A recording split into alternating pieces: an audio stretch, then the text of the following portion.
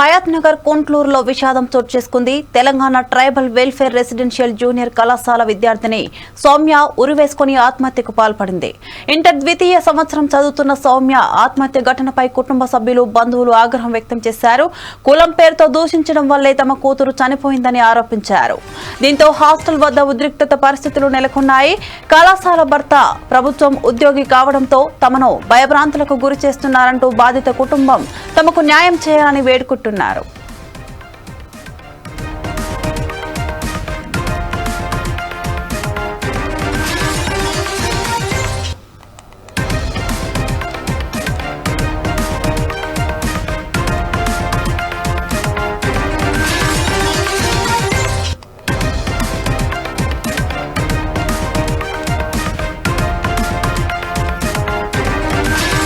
దీనిపై మరింత సమాచారం మా ఇన్పుట్ ఎడిటర్ రాములు అందిస్తారు. రాములు, చెప్పండి.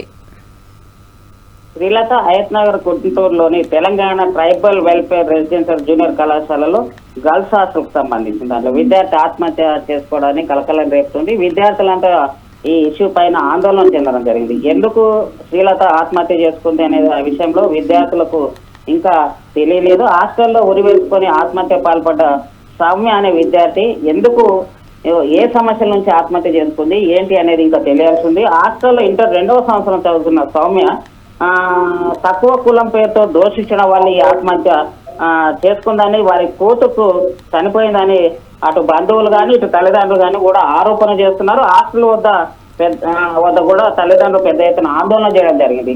ఏది ఏమైనప్పటికీ మొత్తానికైతే 250 మంది విద్యార్థుల మధ్యలో ఒంటరిగా ఉండి దూషించడం వల్లే కూతురు ఆత్మహత్య చేసుకుంది అనేది కూడా వాళ్ళ బంధువులు, తల్లిదండ్రులు హాస్టల్ వద్ద ఆందోళనలు తెలపడం జరిగింది.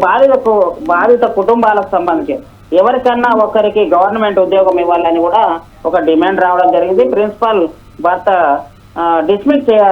భర్తను డిస్మిస్ చేయాలని మనిషి కావడం, ఇట్లాంటి విషయాలన్నిటి వెలుగులోకి రావడం జరుగుతుంది అనేది. Okay, thank you Ramulu.